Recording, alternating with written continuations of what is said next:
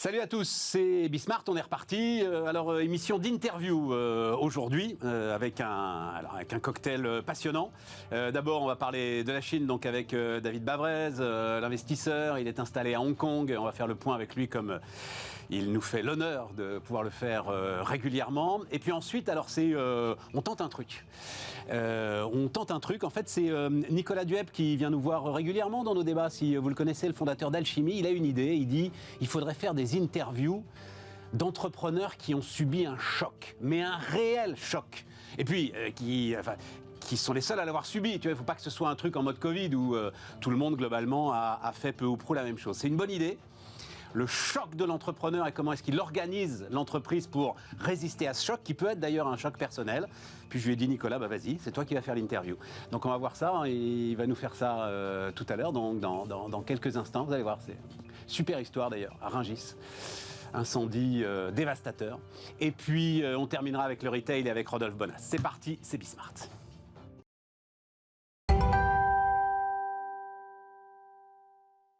Donc, David Bavrez avec nous. Salut David, installé à Hong Kong, toujours à Hong Kong.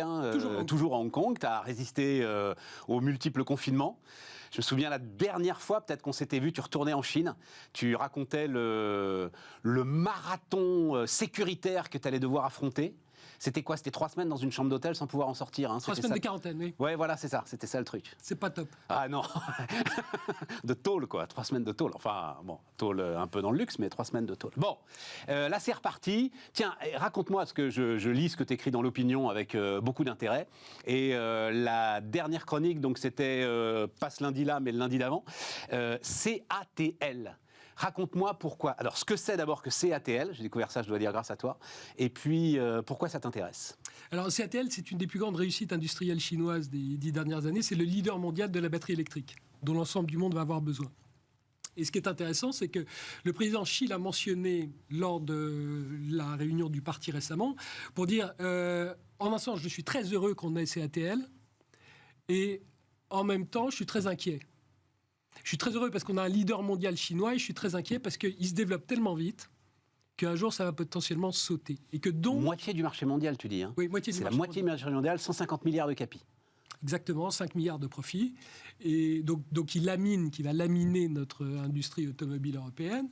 Et l'idée, c'est que Xi dit, on doit contrôler le secteur privé. Et donc, à l'avenir, le contrôle... Ce qui est intéressant pour nous, c'est qu'il y a, pour la première fois, un conflit d'intérêts entre la croissance chinoise et le contrôle du parti. Il veut pas de bulle. Il veut pas de bulle. Et il veut pas surtout de capital privé qui devienne tellement puissant qu'il peut être un contre-pouvoir. Et c'est la raison pour laquelle il faut s'habituer à une croissance structurelle chinoise beaucoup plus faible, qui va être l'ordre seulement de 2 à 3%, parce que le contrôle gouvernemental est plus important que la création de richesse. Donc c'est en fait la suite de ce qu'il a commencé à faire sur la tech, de ce qu'il a commencé à faire sur Alibaba, de ce qui avait commencé avec l'introduction en bourse de la fameuse filiale financière d'Alibaba. C'est surtout le passage d'une économie de paix. C'est-à-dire que quand on est en paix, quand on parle de PNB, on est en paix. Si on dit le critère d'un pays, c'est le PNB, c'est qu'on est en paix. En disant, on crée de la richesse et on se la répartit. Quand on rentre en économie de guerre, on dit, c'est pas le PNB qui est important. C'est le ratio de dépendance relative que mon pays a vis-à-vis du reste du monde versus le reste du monde par rapport à mon pays. Donc l'an dernier, prenons un exemple concret. L'an dernier, le PNB chinois officiellement plus 3. En réalité, la consommation de pétrole a fait moins 3. Donc le 3, il est juste, mais c'est juste que c'est un moins et c'est pas un... Mais ils ont peut-être un peu d'efficacité énergétique eux aussi, allez. Et par contre, 900 milliards de surplus commercial. Des importations stables, parce que comme j'ai enfermé ma population, elle ne consomme pas de produits étrangers. Et à l'inverse, j'ai enfermé des gens dans les usines qui produisent pour l'exportation. Donc Xi, l'an dernier, a pu aller voir le parti en disant « Vous avez l'impression que ça ne va pas très bien parce que l'économie est au ralenti. » Mais comme on est en guerre, en fait, on n'a jamais été aussi fort parce que l'Occident n'a jamais... Toi, tu dis qu'il est en guerre. Lui, il ne l'a jamais dit. Non. Toi, t'expliques. Non, mais il faut bien faire la part des choses. Alors, tu décris ce que tu considères être une économie de guerre, mais Xi, lui, a encore jamais dit qu'il était en guerre. Non, il est toujours pour la paix. Donc on va être politiquement correct, on va dire on a une opération spéciale vis-à-vis de l'Occident. Et c'est 3 choses.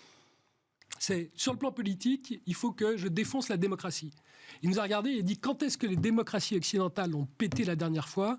Ce sont les années 30, c'est l'inflation. Donc il y a une alliance de tous ces pays pour remettre de l'inflation chez nous. C'est pour ça qu'elle est beaucoup plus... Alors là, je t'entends, je te respecte, je te suis pas, c'est pas possible. Si je peux. Vas-y. Donc la Russie s'occupe de l'énergie. L'Arabie Saoudite arrête d'acheter des T-bonds américains, ce qui fait que les taux d'intérêt montent aux États-Unis. Et moi, la Chine, je vais faire en sorte que le manufacturing soit plus cher à l'avenir. Juste pour que tu comprennes, un consommateur américain, c'est $40 000 par an. Un consommateur chinois, c'est 4 000. Donc, un Américain a un style de vie qui est 10 fois celui du Chinois. Le Chinois économise 30 à 40% parce qu'il n'y a pas de sécurité sociale. Et depuis 20 ans, il achète des bons du Trésor aux États-Unis qui lui donnent entre 0 et 1% d'intérêt.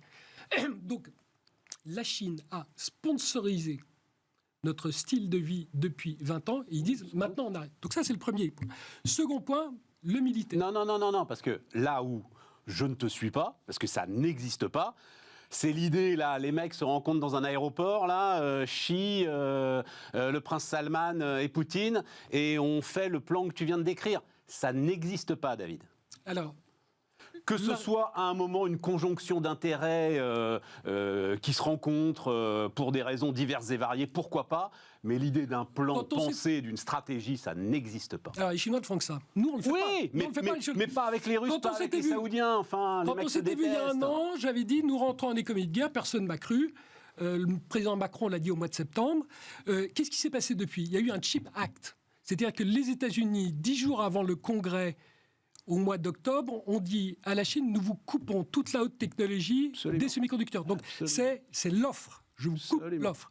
Aujourd'hui, en train de refaire le même quand truc le avec président Xi est allé en Arabie Saoudite voir MBS au mois de décembre, il lui a dit « Je ne te paye plus en dollars, je te paye qu'en RMB. Et avec les RMB que toi, tu vas m'acheter tout l'équipement solaire. Et je vais construire une industrie solaire en Arabie Saoudite entre mes besoins du marché chinois, les besoins d'Arabie Saoudite et un peu les besoins de l'Europe, je ne fournirai rien aux États-Unis. » Et donc, le plan Green, le Green Deal de Biden, comme la Chine produit entre 2/3 et 75% de l'industrie solaire et éolienne, eh bien, les États-Unis ne pourront pas faire leur plan. Et c'est ça l'économie de guerre. Donc là, non mais c'est pour ça qu'on ferme. Alors ça, pour le coup, ça, David, on ferme j'entends, je note, tu es le premier à le dire. C'est pour ça que tu es là. Non, mais je ne suis pas le premier. Donc, je note. Je suis peut-être le premier à Paris, mais je ne suis pas le premier dans le monde, parce qu'il y a beaucoup de gens, il y a beaucoup de gens qui l'ont vu. Simplement, nous fermons un cycle de 20-30 ans, nous fermons un cycle de 30 ans de mur de Berlin, où on croit que l'ensemble de la planète veut s'occidentaliser, alors qu'il y a 6,5 milliards de gens qui ne veulent plus de l'Occident. Il y a une haine des États-Unis partout dans le monde que nous sous-estimons complètement en Europe. Et puis deuxièmement, nous fermons un cycle de 20 ans d'ouverture de la Chine qui dit maintenant, justement pour ce que je dis, financer le style de vie d'un Américain, c'est terminé. David, la Chine n'a jamais autant exporté aux États-Unis que l'année dernière. Absolument, c'est ça le rapport de force. Qu'est-ce que tu me parles de fermeture ? C'est fermeture, c'est que je vous exporte des choses qui ne sont pas stratégiques, mais celles qui sont stratégiques... Bien sûr, mais celles qui sont stratégiques, elles restent aux États-Unis aussi. Il y en a énormément qui restent aux États-Unis, de ces fameux chips. Je crois que Huawei aimerait bien avoir l'ensemble des technologies de 5G, tu vois, par exemple. Ils ne les ont pas. Je vous ai donné l'exemple. Si TikTok tient absolument à rester aux États-Unis aujourd'hui, c'est pour des... Ah bah oui, mais c'est des trucs qui sont là aussi, en tout cas les Américains considèrent que c'est stratégique. C'est des éléments qui font penser que, ok, je veux bien ton histoire d'économie de guerre, mais la Chine a besoin de l'Amérique peut-être davantage que l'Amérique a besoin de la Chine. C'est pour ça que nous rêvons, nous sommes des somnambules en Europe. On ne se rend pas compte que cette guerre russo-ukrainienne va durer très très longtemps, puisqu'elle permet à la Chine de piller la Russie et les États-Unis de piller l'Europe de l'Est. De l'Ouest. Donc, on est encore en Europe en économie de paix. On a des gens ici qui manifestent pour ne pas travailler. Les Chinois, au mois de décembre, ont commencé à manifester pour avoir le droit de travailler. T'as raison. Attends, je veux revenir sur... L'économie de guerre, c'est la production. Donc en Chine, on manifeste pour produire. Ouais, mais alors Ici, attends. On manifeste pour ne pas travailler. Je veux revenir quand même sur un point que tu disais. Ok, il a enfermé les gens dans les usines et tout. Ça a failli craquer. On a vu ces images très spectaculaires. C'était chez Tencent, là, les mecs qui escaladaient les grillages, etc. Foxconn. Foxconn. On a vu ce qui s'est passé à Shanghai. Donc, à un moment, et d'ailleurs, tu le racontais toi-même, tu étais assez optimiste d'ailleurs, hein, sur le pari qu'il fait. À un moment, il dit, OK, les gars, vous voulez sortir, sortez tous. C'est ça. Et tu dis toi-même, 1,5 million de morts, c'est des vieux, c'est dans les campagnes, c'est pas grave. Voilà, ça a été ça le pari, on est d'accord. Alors le 1,5 million, il est peut-être 15 millions, on ne sait pas. Hein. Oui. Mais, non, mais c'est ça qui est incroyable aujourd'hui. Oui, mais ça veut dire que quand même, à un moment, il a dû lâcher. Absolument, bien sûr.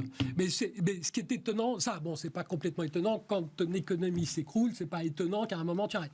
Mais par contre, ce qui est incroyable, c'est ce qu'on voit cette année. C'est-à-dire que le peuple chinois, c'est un canard à qui on a coupé la tête toute l'année dernière et qui repart en courant comme un malade cette année. Nous, si Macron nous avait fait ce que Xi a fait à son peuple, on serait là à hurler en disant il faut qu'il saute. Les Chinois ne regardent jamais en arrière. Et le mot d'ordre cette année, c'est on n'a pas fait de pognon l'an dernier, il faut qu'on fasse cette année 2 années en une. Voilà, c'est ça. Et donc on y va comme des dingues. Ouais, c'est ça.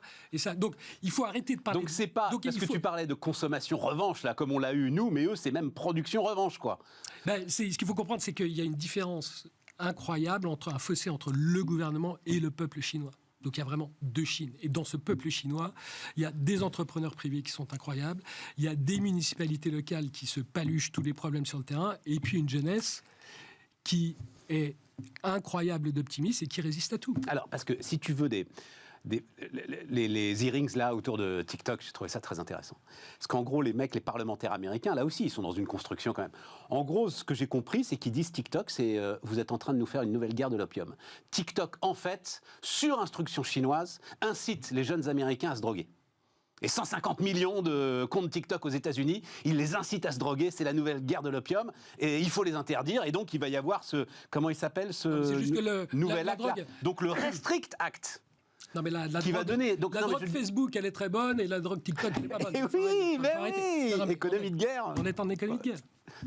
Et ce qui est très intéressant, c'est que quand on est en guerre, moi, ce qui m'intéresse en tant qu'investisseur, c'est que dans les guerres, il y a des fortunes qui se créent très rapidement, et il y a des fortunes qui s'écroulent. Donc, nous allons assister à des transferts de valeur sans précédent. Et il ne faut pas être du mauvais côté. Donc, prenons un exemple, les gazoducs. Bon, si on s'était rencontrés en 2019, on aurait parlé de Nord Stream 2 en disant c'est extraordinaire. Ils ont mis 10 milliards dedans, ça vaut 50, 60, je ne sais pas combien, parce que c'est extraordinaire, j'ai un contrat à long terme. Aujourd'hui, ça vaut 0. Ouais. Et aujourd'hui, ce qui m'a frappé, c'est que récemment, il y a eu cette visite entre Xi et Poutine, où toute la presse occidentale, surtout américaine, a dit ils s'entendent super bien, c'est l'amitié, c'est absolument horrible. Ah, c'est pas ce que j'ai lu, moi. Alors, moi, c'est ce que... J'ai lu que le pauvre Poutine était quand même à genoux devant Xi, qui lui pompait son pétrole à moitié prix. Non, mais surtout qu'il lui a dit, t'auras jamais de gazoduc. En plus. T'auras jamais de gazoduc. Parce donc que je veux vois, me dis pas qu'ils montent ensemble un espèce de plan A3, pardon de le dire comme ça. Mais c'est ça. Un plan A3 avec Salman. Mais c'est ça l'énorme erreur que nous commettons. C'est que nous allions ensemble des pays qui n'arrêtent pas de s'entuber entre eux. Donc l'art de la guerre, c'est les diviser. Ce n'est pas insulter tous les jours les Chinois, la Russie, la Turquie, l'Iran, l'Arabie Saoudite en les alliant. Il faut qu'on fasse le travail pays par pays, force et faiblesse, et qu'on ne cesse de les diviser. Parce que c'est ce qu'ils font. Le président Alors Macron, attends, parce que ça, c'est intéressant, David. C'est ce qu'ils font avec nous. Le président Macron, il a reçu Scholz, il a reçu Michel, il va recevoir Macron et Van der Leyen.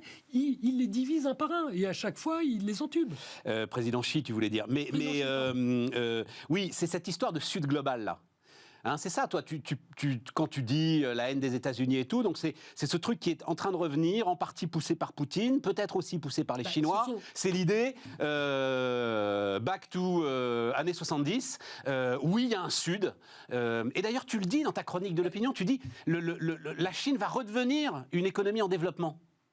Oui, alors, le Sud global, c'est quand même 6,5 milliards de gens. C'est-à-dire que nous sommes, nous occidentaux... Oui, mais ils se détestent entre eux. Oui, mais attends, les Vietnamiens supportent pas les Nous, Chinois. occidentaux, nous avons en gros 10%. Si on était une société, si on était une compagnie, on a 10% des actions et 90% des droits de vote. Donc, tant qu'on fait le boulot, les autres actionnaires, ils disent c'est OK. Mais quand on commence à faire n'importe quoi, quand les États-Unis sont en train de nous créer une crise financière qui va être de l'ampleur de 2008, eh ben on n'est plus d'accord. Et on dit on ne va plus acheter de dollars. Donc le gouvernement singapourien, qui est très neutre, au mois de janvier, on ne va pas parler en Occident, a acheté 45 tonnes d'or. Ils ont augmenté leurs réserves de 30%. Donc c'est ça la dédollarisation. Et donc, c'est pour ça que, et en fait, pour tous ces pays, l'élément clé, ça a été la saisine des 300 milliards de réserves russes, en disant on ne peut plus avoir des dollars parce qu'ils ne sont pas sécurisés. Les États-Unis peuvent nous les piquer à tout moment. Bon. Donc c'est absolument passionnant parce que... Ah oui, c'est passionnant ce que tu racontes. C'est-à-dire toujours, de toute façon. Enfin, moi, en tant qu'investisseur, j'ai 1 an d'âge mental, puisque je ferme un cycle de 30 ans d'Occident, 20 ans de Chine, et je vois bien qu'il va y avoir des transferts de... Quand je dis qu'un gazoduc, ça vaut 0, à l'inverse, les câbles sous-marins, Internet. Nous, on a une société Alcatel Submarine qui faisait ça. On l'a vendu à Nokia avec Alcatel en disant on s'en fout, c'est absolument pas stratégique. Bon, début février, il y a 14 câbles sous-marins qui relient la Chine à Taïwan et qui font qu'Internet va à Taïwan. De manière totalement malencontreuse, 2 bateaux de pêche chinois, la première semaine de février, ont coupé 2 des câbles. Bien, eh bien, ces actifs, maintenant, et la Hollande a reçu par des renseignements que Poutine voulait couper tous les câbles Internet. Oui, j'ai vu ça, c'est une histoire qui traîne depuis un long moment. Donc, absolument. J'essaie d'expliquer. Après, c'est très redondant. J'essaie d'expliquer le passage d'une économie de paix à une économie de guerre. Économie de paix, un câble sous-marin, ça vaut pas grand-chose. Un gazoduc, ça vaut une fortune. Aujourd'hui, économie de guerre. Un gazoduc qui est un business model bilatéral, fondé sur l'état de droit, un contrat vaut 0. Parce qu'il nous reste 1:30 là, tout ça est passionnant, mais il nous reste 1:30. Taïwan, on reste dans une histoire au long cours. Alors, très contre-intuitif, quand on parle à l'élite taïwanaise, elle dit nous avons plus peur des Américains que des Chinois. Nous avons plus peur de la provocation américaine. Alors, ils ne veulent absolument pas devenir chinois. Et donc, ce que fait Wang Huning, qui est l'homme, la tête pensante du parti, c'est qu'il a vu qu'un pays de système ne pouvait pas marcher après ce qui s'est passé à Hong Kong. Et donc là, il travaille sur un Commonwealth en disant qu'est-ce qu'on ne peut pas faire un truc comme l'Australie et le Royaume-Uni. Ouais. Oui, parce que tu le vis toi-même à Hong Kong.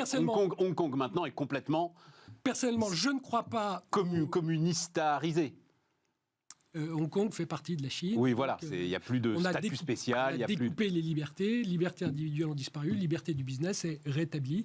Et Hong Kong va être la Vienne de cette Seconde Guerre froide. C'est le seul endroit où Américains et Chinois peuvent se rencontrer au monde. Donc la ville va boomer. C'est pour ça que c'est passionnant d'y être. Bon, ben voilà. Merci, exactement. David Bavrez. Donc, et puis on se revoit dans 6 mois. Hein, très volontiers. Ah bah oui. Ah non, c'est ça, il va se passer. C'est comme les Galeries Lafayette, il va toujours se passer des choses. C'est comme les Galeries Lafayette. David Bavrez, donc, qui nous accompagnait. Et maintenant, donc, l'entrepreneur face au choc. Vous allez voir ça.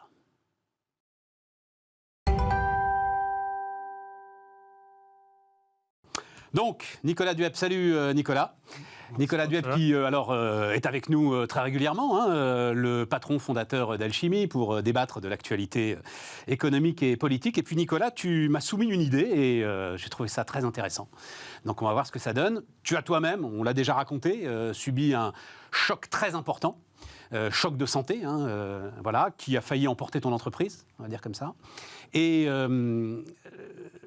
l'idée de la façon dont les entrepreneurs prennent les chocs, essayent d'y résister et construisent derrière des situations qui peuvent être des situations qui permettent ensuite la continuité de la boîte. C'est pas simplement, c'est pas le plan de continuation d'activité qui t'intéresse. C'est ce qui se passe dans la tête de l'entrepreneur au moment où il voit tout s'effondrer devant lui. Globalement, c'est ça qu'on va raconter. Exactement. Et merci Stéphane de donner l'opportunité d'aller à la rencontre d'entrepreneurs, de gens issus de la société civile. Parce que quand on traverse ce genre de choc, c'est une grande révolution personnelle et puis c'est aussi un énorme impact sur les entreprises. Alors, la première histoire que je voudrais Alors, tu vas raconter... nous présenter ton premier invité. Voilà, en fait, on est le 25 septembre, le dimanche 25 septembre, il est 14h. Alors, les Parisiens... 2022, C'est 2022. Voilà. Les Parisiens s'en souviennent, puisqu'à 14h, à un moment donné, un énorme nuage de fumée noire est apparu au sud de la ville, direction sud. C'était une belle journée bleue, un dimanche très sympathique. Et en fait, à Rungis, qui est le plus grand marché d'alimentaire en France, dans le secteur fruits et légumes, il y a l'entrepôt du groupe Mandar qui brûle. Alors les pompiers interviennent, les flammes sont tellement intenses que en fait tout l'actif industriel de Mandar, qui est basé à Rungis, Faut que tu nous... Alors, Michel va nous expliquer ce que c'est que Mandar. Vas-y. Voilà, part en fumée en quelques minutes.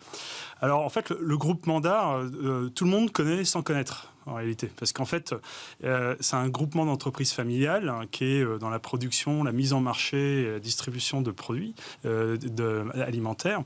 Et en fait, pour la faire simple, c'est quand tu vas au resto, même dans les grands restos étoilés, les fruits et légumes qu'on te sert sont issus des sociétés des Mandar. Alors j'ai invité comme premier invité Shaul Abramsik, d'abord que je remercie grandement parce que je sais que sa parole est rare. Et c'est surtout la première fois qu'il va s'exprimer sur cet événement. Donc, Shaul, un grand merci pour ta confiance. Et donc, ce dimanche, à 14h, où es-tu ? Comment tu es mis au courant de ce qui va chambouler complètement la vie de ton entreprise ? Alors, donc, c'est un dimanche, oui. Il est un peu après-midi. Je viens de finir une séance de sport assez intense. À quelques kilomètres de Paris, et je reçois un coup de fil. Et je sens qu'au bout du fil, la personne est réellement inquiète, et il m'explique qu'il y a une grosse fumée qui sort de l'entrepôt de Rungis. Alors, on ne voit pas tout de suite on va dire le problème, en tout cas le gros problème. Je pose des questions. Donc, la première chose, c'est est-ce qu'il y a des personnes à l'intérieur de l'entrepôt ? Donc, il me confirme que non. Je la pose une deuxième fois. Parce que c'est réellement ce qui m'est, en tout cas, venu à l'esprit. Donc, il me confirme qu'il n'y a personne à l'entrepôt. Mais au fur et à mesure que je lui parle, je comprends que la situation s'aggrave parce que lui me dit il y a plus de fumée, il y a plus de feu. Ma deuxième question, évidemment, c'est avez-vous appelé les pompiers ? Et je sens que je me mets je m'apprête à venir en direction de Rungis. Donc, j'en ai pour une quarantaine de minutes. Et j'ai la personne au bout du fil et je me rends compte qu'au fur et à mesure, il y a... Et tu vois le nuage sur ta route, non ? Sur le terrain, il faut le voir assez vite. Et je vois le nuage très rapidement sur ma route. Alors, c'est une entreprise familiale, le groupe Mandar, créée par tes parents, aujourd'hui avec tes frères. Comment tu les informes ? Et qu'est-ce que tu partages à ce moment-là ? Parce que c'est tes actionnaires et en même temps, c'est une très grande proximité, il y a beaucoup d'émotions. Mon père était sur place lorsque c'est arrivé, donc c'est aussi une information que j'ai eue, donc j'avais pas besoin de l'informer, mais je le sentais très inquiet, j'ai demandé à le prendre en ligne.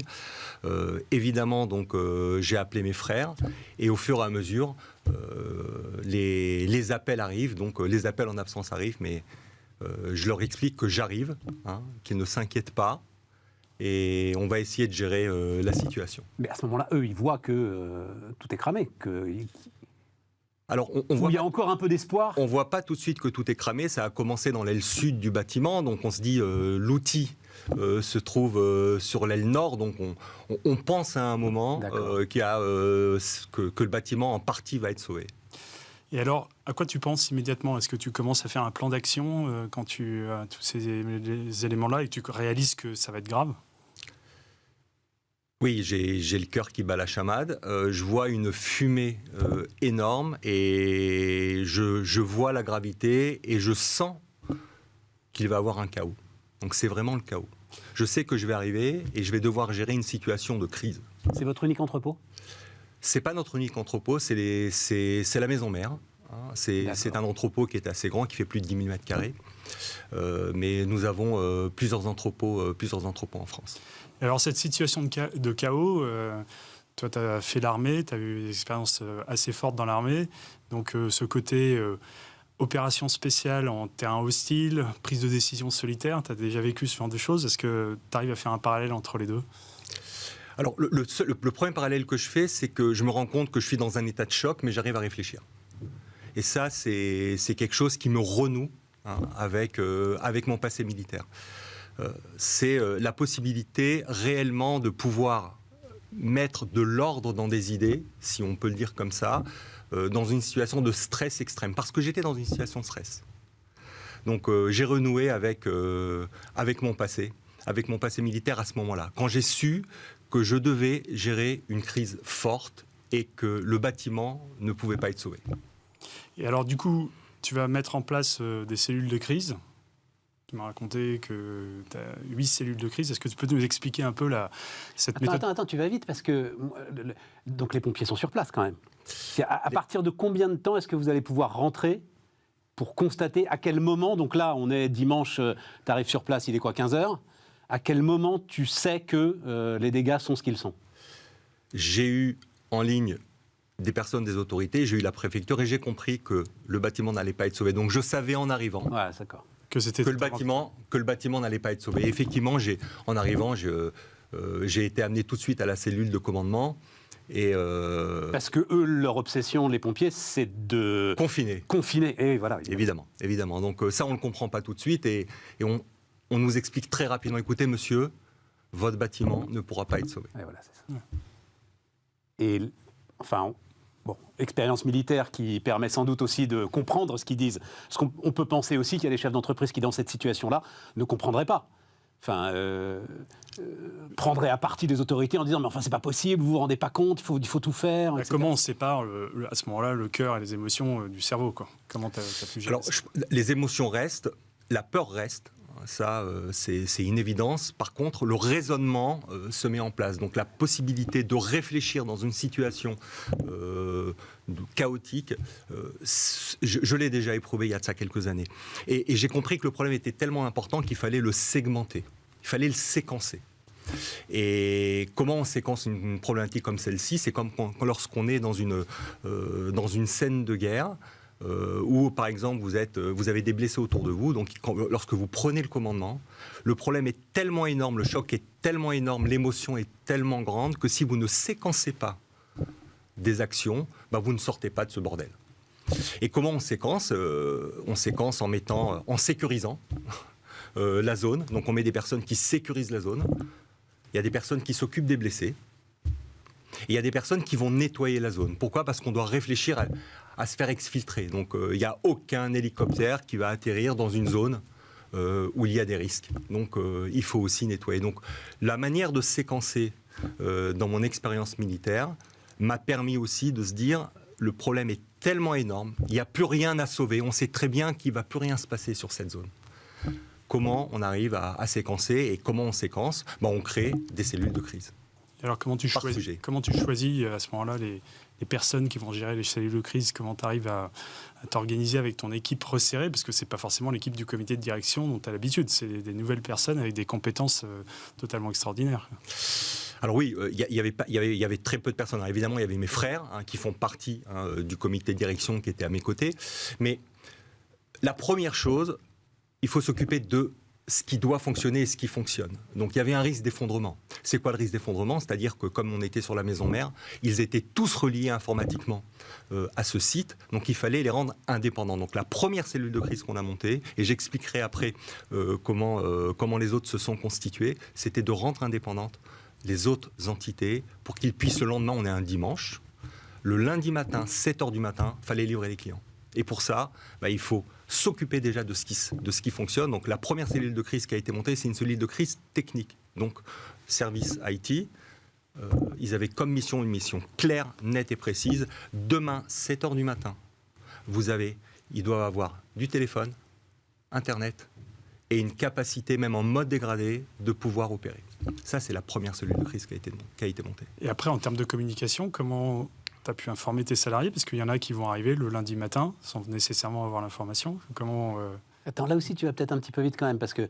Et les autres cellules de crise, on est toujours donc le dimanche après-midi, c'est ça Alors Et donc les quelques autres que tu montes dans l'urgence, une fois que tu as eu ça, ok, celle-là, continuation d'activité, ok, et les 2 ou 3 autres que tu montes dans l'urgence ? Il n'y a plus de cellules de crise qui sont montées dans l'urgence. D'accord, c'est la seule. La première cellule de crise qui a été montée. Les autres, elles peuvent attendre quelques jours. À 15h, à partir de 15h, donc on a réquisitionné, parce qu'il faut de la place pour des cellules de crise. Il faut des locaux.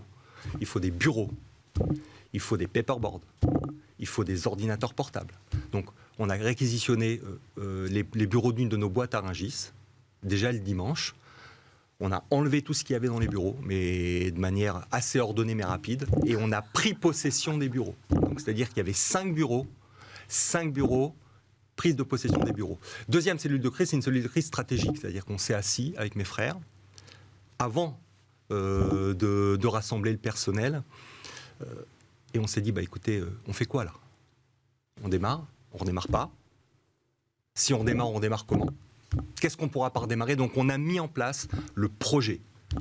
Avant de monter des cellules de crise, les autres cellules de crise, il faut mettre en place un projet. C'est quoi le projet? C'est reconstruire un outil à proximité, ou de prendre possession plutôt d'un outil à proximité avec des nouveaux process et processus. Pourquoi? Parce que l'outil qui a brûlé était quasiment 100% mécanisé. Donc très industrialisé, très mécanisé. Et on savait très bien qu'il fallait réécrire tout ça. Derrière, il y a eu des cellules de crise qui sont des cellules de crise techniques, nouveaux travaux. Et en combien de temps? C'est-à-dire la décision, parce que c'est ça qui... La décision, on repart avec tes frères, elle est prise quand? Le dimanche soir, à 18h, on va pouvoir repartir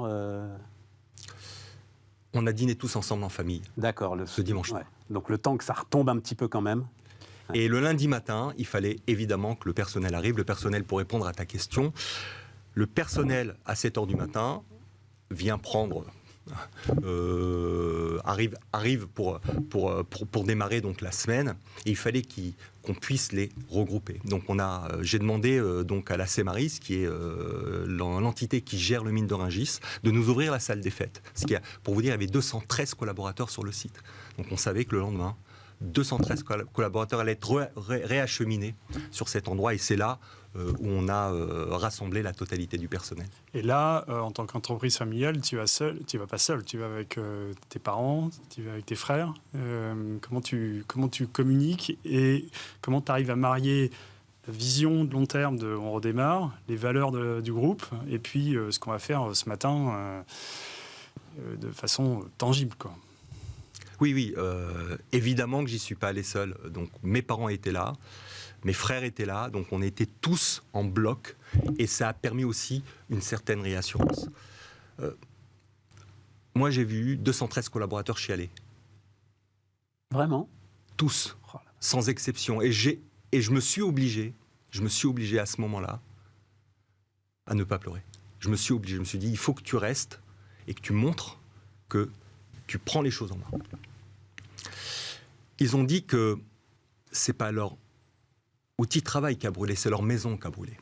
Et je peux vous dire qu'avant d'annoncer le projet, mon père a pris la parole de manière spontanée, et il a dit, on va reconstruire, on va redémarrer. Donc la ligne était déjà annoncée, et j'ai envie de dire, le projet a démarré parce qu'on a donné l'espoir.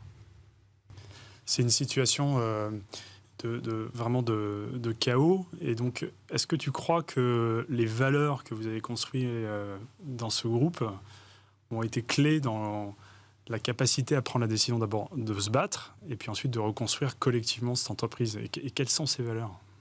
Les valeurs ont été essentielles. Les valeurs ont été essentielles, et les valeurs, on les a travaillées. Donc, évidemment, ce sont les valeurs qu'on partage avec notre comité de direction. Mais ça ne suffit pas. On a validé ces valeurs avec les collaborateurs. On a travaillé on s'est dit qu'est-ce qui nous donne envie de venir travailler pour ce groupe? Quelles sont les lignes rouges à ne pas dépasser? Quelles sont les contraintes qu'on se donne? Et effectivement, ces valeurs ont été énoncées, et on les a fait valider avec une grosse partie de nos collaborateurs. Et c'est ce qu'on appelle des valeurs ancrées. Et je peux vous dire que ça a été évidemment essentiel. La deuxième chose, ça a été évidemment le choix des collaborateurs. Qui va être dans la cellule de crise? Qui va gérer tel et tel sujet? Est-ce qu'ils ont l'habitude de travailler ensemble? Est-ce que les services généraux ont l'habitude de travailler déjà avec les opérationnels? Les gens étaient volontaires pour rejoindre la cellule de crise? Oui, il y a eu plus de demandes que d'élus. Et le choix des personnes, ça a été d'abord, y compris dans les valeurs, la bonne connaissance de nos collaborateurs. On savait qui ils étaient, quelles étaient leurs qualités et leur capacité à être des marathoniens. Pourquoi ? Parce que lorsqu'on ouvre une cellule de crise, on ne sait pas quand est-ce qu'on va la fermer. Ça peut durer des heures, ça peut durer des jours, ça peut durer des semaines. Alors, tu fais bien le lien avec le marathon, et un sujet qui me passionne en tant que dirigeant, c'est l'énergie. Attends, moi, il me manque une petite question quand même. Vas-y. C'est le banquier. Cellule de crise. Parce qu'à un moment, il a fallu... il faut assurer les... Le banquier, l'assureur. Les sujets terre à terre. Mais l'immédiat, c'est le banquier. Il faut être sûr que quand même, je vais avoir la trésorerie nécessaire pour continuer à assurer les salaires, quel que soit le niveau d'activité que je vais avoir. Cellule de crise financière, lundi matin, 3e cellule ouverte, s'assurer que les entités qui sont en dehors de Rungis fonctionnent. Parce que, vous savez, lorsque vous avez un incendie, la première chose qui vous arrive, lorsque ça se sait, vous perdez toutes vos assurances crédit. C'est automatique. Bon, vous les récupérez après, mais sur le moment, pour éviter une situation d'emballement, il y a une cellule de crise financière qui, elle, s'est assurée de 2 choses. D'abord, de communiquer avec les banquiers. La deuxième chose, de s'assurer que les lignes sont ouvertes. Vous savez, même si vous avez de l'argent sur le compte, bien sûr, il faut pouvoir l'utiliser. Bien sûr. Cette partie-là a été vraiment très rapidement gérée par la cellule de crise financière.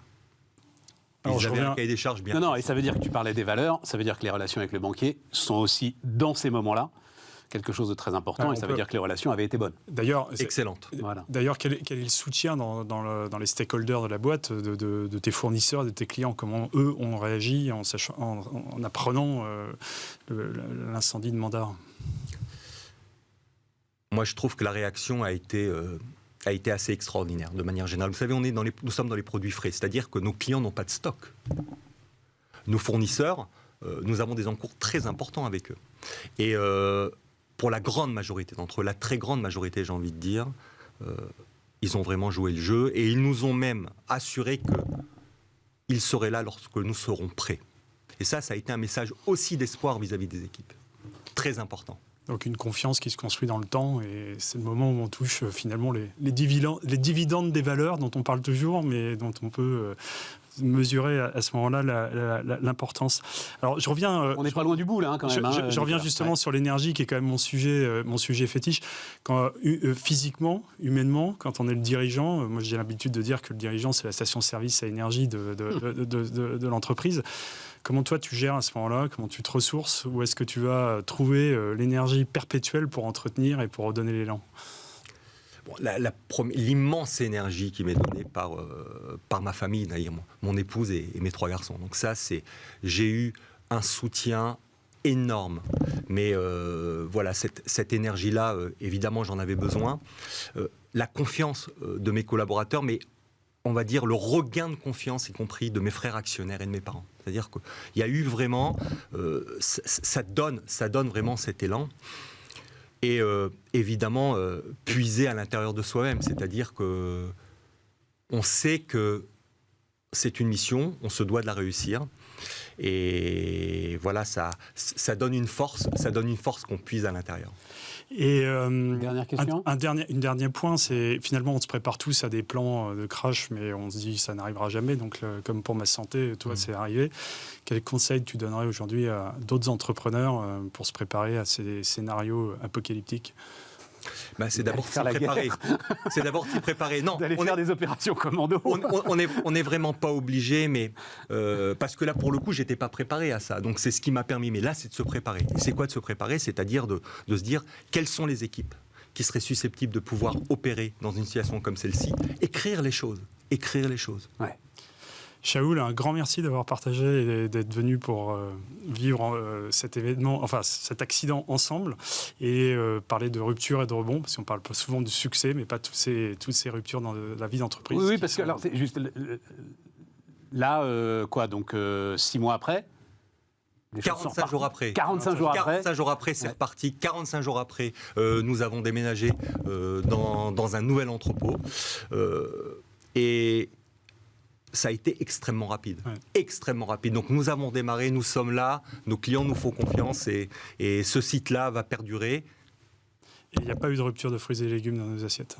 Non, et puis la leçon, mais je pense que ce sera la leçon à chaque fois qu'on aura cet entretien, Nicolas, c'est absolument passionnant.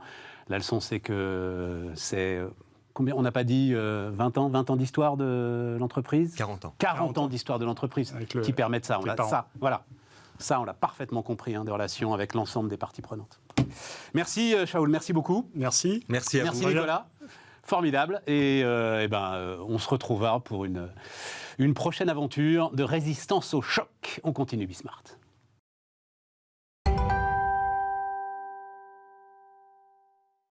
Et donc, on démarre avec Rodolphe Bonas. Salut Rodolphe. Salut Stéphane. Patron fondateur de Aristide Retail Technologies. Oui, technologie, t'en parleras tout à l'heure. Mais... Technologie. Oui, j'en parlerai tout à l'heure, mais beaucoup de techno partout, évidemment. Non, tout à fait. La techno qui ne se voit pas. Le fameux sans couture, disent les gars des télécoms. Hein, voilà. Exactement. Elle est partout, mais tu ne la vois pas. La techno qui fait la fluidité. Donc, 40 innovations retail, comme tous les ans, t'es au rendez-vous. Voilà. 6e édition. 6e édition, tous les ans, t'es au rendez-vous. Je disais en sommaire, alors on va en parler, il y a 2-3 trucs qui sont évidemment très intéressants, spectaculaires et tout, mais est-ce que c'est la fin de l'effet waouh que le retail s'est senti obligé de nous mettre plein la figure pendant quelques années? Et en fait, c'est un peu lié à ce dont on parlait juste avant, c'est-à-dire la technologie. C'est-à-dire que ces grands retailers, ils ont eu 2 dispositifs d'affolement. C'est 1, comment intégrer la tech, et 2, comment arriver à contrer le e-commerce.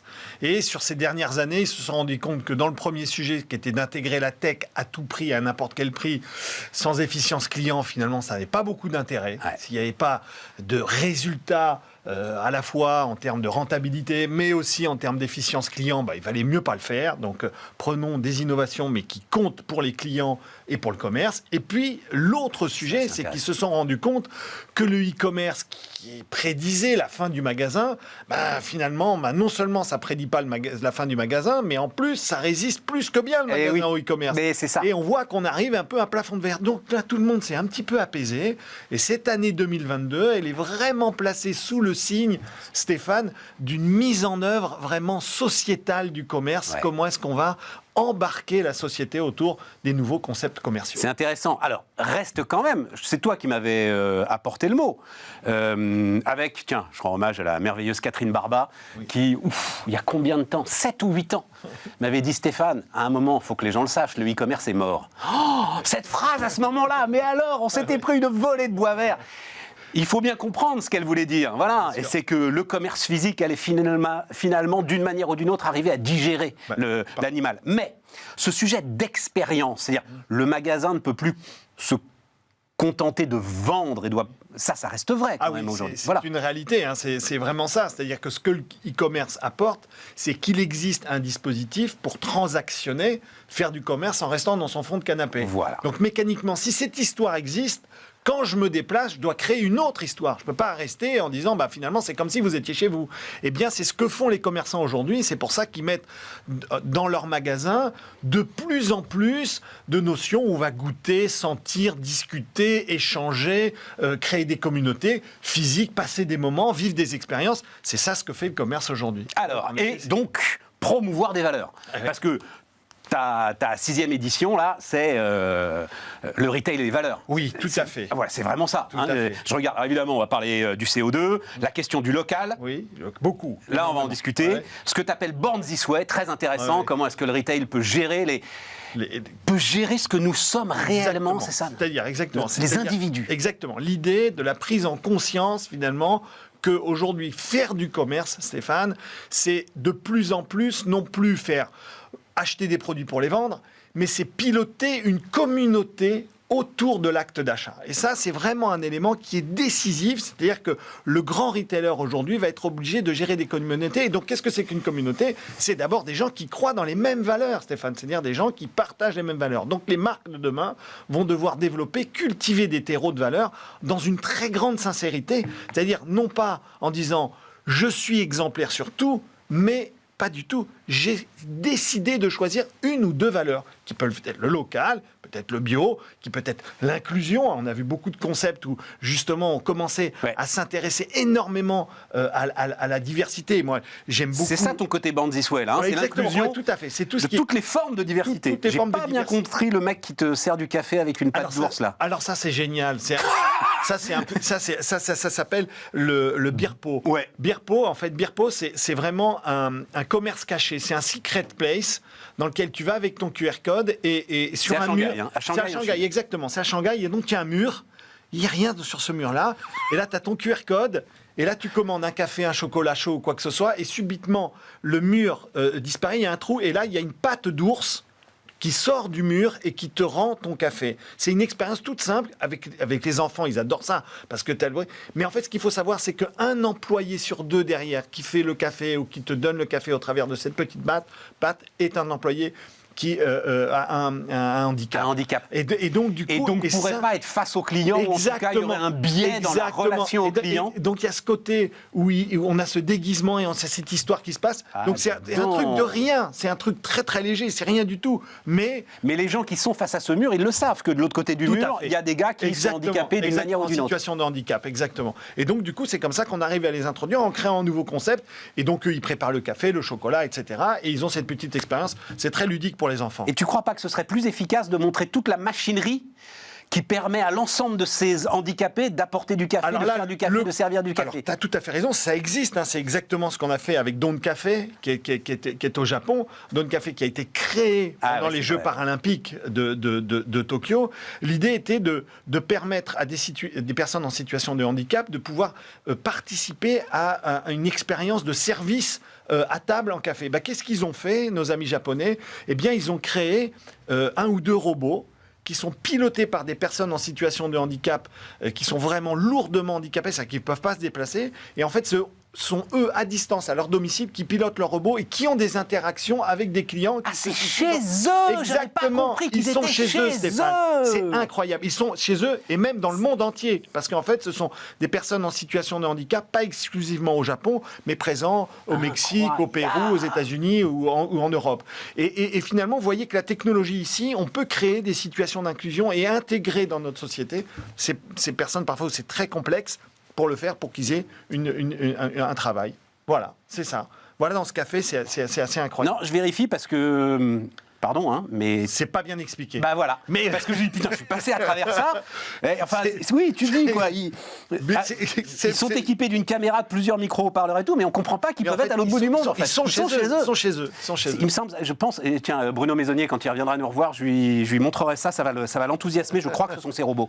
À mon avis, c'est les robots SoftBank, ça, c'est les évolutions des robots SoftBank qui ont été conçus ici en France il y a une bonne dizaine d'années. Sur le robot, on est très en avance. Alors, la grande affaire, évidemment, c'est le CO2. Donc, ok, classique, hein, les magasins zéro énergie, machin, énergie positive, payer ses courses en CO2. Alors ça, c'est d'ailleurs, tu ouvres le truc là-dessus, je crois, presque. Ouais, voilà. Donc, c'est peut-être aussi ce qui t'a toi aussi le plus. Donc, c'est à Stockholm, en Suède. En Suède, oui. Raconte-moi un peu, payer ses courses en CO2. Ça, c'est Felix Klimate. Alors, Felix Klimate, ils ont fait une expérience qui est de considérer que, finalement, si on voulait vraiment sensibiliser l'ensemble des consommateurs et l'ensemble de cette communauté à ce qu'était l'empreinte CO2 dans nos achats, et bien finalement, non seulement on va afficher les prix des produits, non pas en valeur monétaire, mais en valeur d'impact carbone. Donc ça veut dire quoi? Ça veut dire que typiquement, la boulette de viande, elle coûte beaucoup plus cher, si tu veux, que les boulettes végé. On est d'accord. Ça, c'est le principe du système. Et derrière ça, ils ont même créé une monnaie donc adaptée à ça, qui sont des compensations de la consommation carbone, et tu payes avec cette monnaie dans le magasin, et tu ne peux pas dépasser 18,9 kilos finalement de consommation carbone par semaine. Ça s'arrête, c'est-à-dire que ton panier s'arrête. Pourquoi? Parce que c'est l'engagement qui a été pris dans les engagements européens et particulièrement à Paris. Et tu ne peux pas compenser, tu ne peux pas dire non, ok, je vais faire 3 fois le tour de ça marche pas chez eux du tout. Je vais planter un arbre et je reviens m'acheter des boulettes de viande. Si ton panier a fait 18,9, tu ne peux plus mettre un produit. Tu es obligé d'en enlever ou d'en prendre un autre. C'est ça qui est assez génial dans le truc. C'est-à-dire que, oui, c'est ça. Ça veut dire qu'à un moment, ils disent non, mais attendez, monsieur, vous avez pris ce que vous devez prendre cette semaine. Vous ne pouvez pas prendre plus. Ça, c'est une expérience qui a été montée. Non. Alors, c'est vrai que c'était éphémère, mais j'ai trouvé, pour démarrer le livre, c'était intéressant de voir l'engagement qu'on pouvait avoir et peut-être la manière dont on va être obligé de consommer demain. Peut-être que c'est comme ça que ça va se passer. Mais c'est notre vie dans 10 ans. Oui, on aura des crédits. Il y a Jean-Marc Jancovici, s'il était là, tu dirais il n'y a pas d'autre solution. Il est assez autoritaire à la fin. Là. Ah oui, voilà. Et il te dirait il n'y a pas d'autre solution que de faire ça. Ah ben ça va être ça. On va peut-être avoir un crédit de dépense carbone. Exactement. Et tu choisis. Et tu choisis, si tu prends un bain ou une douche, tu verras très bien que ton crédit. Voilà. Extraordinaire. C'est assez marrant. Ouais. Alors, parmi ces autres valeurs, il y a l'histoire du local. Là, j'ai l'impression quand même qu'ils se foutent encore un peu de nous, là. Alors, Ils font un peu du local washing. oui, un peu. Tu vois, partout. Nike qui est tout sauf local, qui Oui, arrive à oui. trouver Alors, un moyen d'être local. En fait, l'idée ici, c'est un vrai défi pour Nike, c'est d'essayer d'arriver à faire comprendre qu'ils sont capables de le faire. C'est un petit peu comme Ikea, si tu veux, qui essaye de raconter qu'à un moment, les étagères que tu achètes viennent de pins qui ont été coupés à quelques centaines de kilomètres. Hein. C'est-à-dire que c'est ça le défi qu'ont ces marques à relever, qui sont des défis planétaires, parce qu'il faut bien comprendre ben oui, que c'est ça. mais bien parce sûr. que pour eux, le modèle économique d'un Nike n'est absolument pas cadencé pour arriver à faire du local. Exactement. Et donc c'est vrai que ça va être un élément dans lequel ils vont être obligés de s'engager, nos amis de Nike là-dedans. Mais comme d'autres très grandes marques. Pourquoi ? Parce que typiquement, on voit d'ailleurs actuellement, on a suivi ça sur l'année qui vient de s'écouler, l'année et demie qui vient de s'écouler, on a vu la part du bio, de l'alimentaire bio, tu sais, qui a fortement reculé. Absolument. Et en fait, on imagine, que c'est lié à la tension sur le pouvoir d'achat, mais pas que. C'est aussi lié sans doute à l'émergence des produits dits locaux. Absolument. Parce que le consommateur qui consomme du bio est aussi un consommateur qui consomme du local et que tous les produits locaux ne sont pas bio. Absolument. Donc à un moment, tu as un consommateur qui consommait du bio qui va consommer du local. Enfin, Voilà. c'est peut-être même, ça va peut-être même au-delà et ça nous ramènera à notre bilan carbone personnel. C'est-à-dire, je crois qu'à partir du moment où tu te dis, bon, il y a beaucoup de combats, il y a beaucoup de valeurs, mais enfin la priorité c'est le carbone, les tomates bio qui viennent d'Égypte, ça le fait pas, quoi. Oui, Voilà. exactement. Très clairement, ça ne le fait pas. Voilà, mais donc, pour en revenir à Nike, en même temps, c'est pas idiot. L'idée, c'est donc c'est un magasin qui est en Corée du Sud, C'est ça. et l'idée, c'est que la marque qui vend des pompes qui quand même ont été faites en Chine essaye quand même de rapprocher les événements sportifs du coin. C'est ça, hein, c'est ça. ce que j'ai L'idée, c'est de compris. fédérer dans la communauté. Voilà, et donc Alors, le magasin est un magasin sportif du coin, on va dire ça comme ça. Et il va accompagner l'ensemble des petits clubs qu'il va C'est avoir ça. dans son coin, que ce soit club de rugby, de football ou autre. C'est une idée qui est très très très très forte. Alors, qui est souvent plutôt portée par des commerçants que des grandes marques, Ouais. parce qu'aujourd'hui tous les commerçants ont cet ancrage ultra local pour essayer d'aider les petits clubs du coin. Et donc ça va s'inscrire là-dedans. Et ça vient aussi, surtout pour les équipementiers sportifs, essayer d'arriver à aller à l'étape d'après, c'est-à-dire à créer des communautés de sportifs autour d'un lieu, d'un magasin, d'une ville, pour créer des événements. On l'avait sur Adidas, tu sais, qui organise régulièrement sur des villes bien précises au travers de son application, des courses Adidas dédiées. Et bien, c'est l'idée un peu de Nike ici, en Corée, d'essayer d'arriver à vraiment créer des petites fédération de communautés de gens et de sportifs sur ce magasin-là. Bon, et puis donc le métaverse. Ah oui, le métaverse, oui, ça va être... Ah oui, ça, Bon, alors là, je ne peux pas vous montrer les images, Non, il aurait mais fallu, oui. mais on se retrouve quand même, mais comme on l'a tous vu, Oui. on avait envoyé, j'ai toujours eu un doute sur ce qu'ils auraient dû le faire, quand Carrefour a acheté un bout donc, de Sandbox, oui. Le métaverse, aujourd'hui le plus célèbre mètres carrés. du monde, voilà.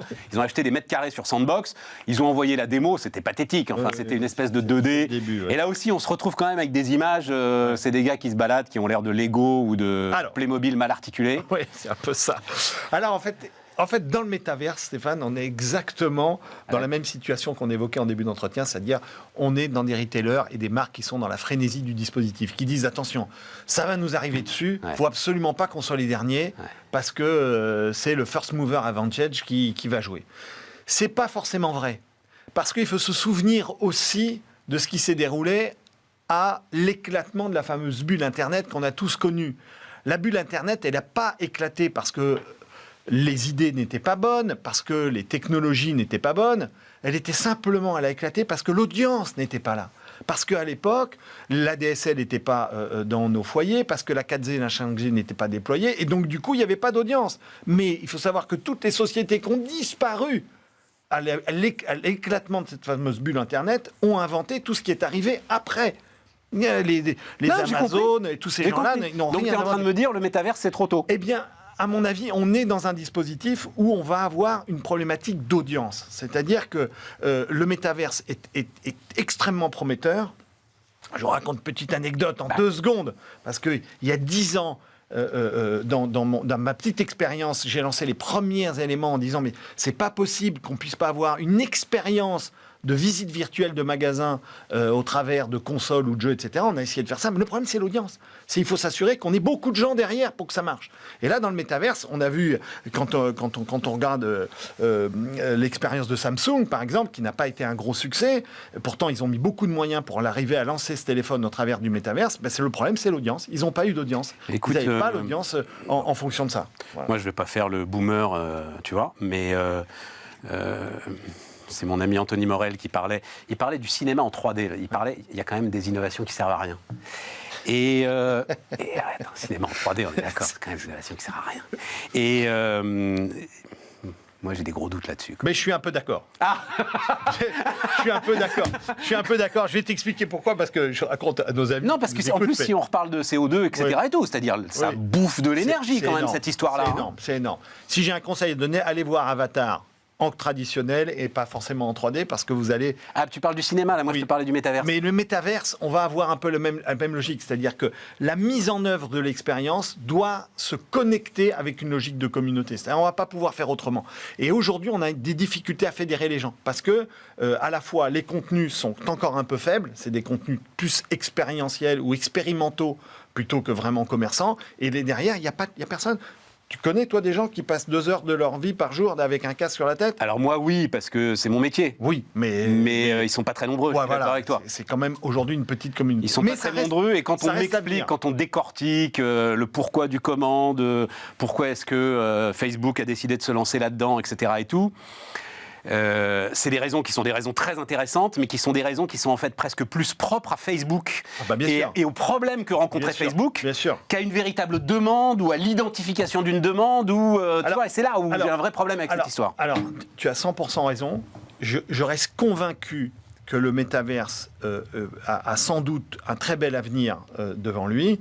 Je rappelle une chose, et on va revenir, qu'avant l'explosion de cette fameuse bulle Internet dans les années 2000, il était né un concept qui s'appelait Second Life. Oui, on en a beaucoup parlé, absolument. Et Second Life, moi j'ai rencontré les fondateurs et les créateurs de Second Life. À l'époque, on avait énormément discuté, etc. Ça avait été une bulle qui a explosé énormément. C'est le même concept, d'accord? C'est vraiment l'idée d'acheter ces espaces virtuels pour pouvoir arriver à fédérer des communautés. Mais si jamais la communauté n'est pas là et que l'offre n'est pas là, il n'y aura rien, il ne se passera rien. Il faut une vraie offre. Et puis, et en forme de conclusion, c'est une communauté qui sera basée sur le virtuel et, pardon de le dire comme ça, sur le mensonge. Or, tout ce que nous montre en fait ton bouquin, c'est qu'à un moment, il faut arrêter de tricher. Oui, surtout dans le commerce. Voilà. Surtout aujourd'hui dans le commerce. Et donc, le commerce, c'est qu'une parole de vérité. Voilà, c'est ça. Et là, plus que jamais. C'est un engagement. Oui, tu as tout à fait raison. C'est vraiment le sujet principal. Merci, Rodolphe. C'est un plaisir. Mais vivement la 7e édition. On va se revoir avant, je crois. Allez, Rodolphe Bonas, qui était avec nous sur Bismart. Voilà, merci pour nous avoir suivis pour cette émission un tout petit peu particulière. Et puis, évidemment, on se retrouve demain pour d'autres débats, d'autres entretiens.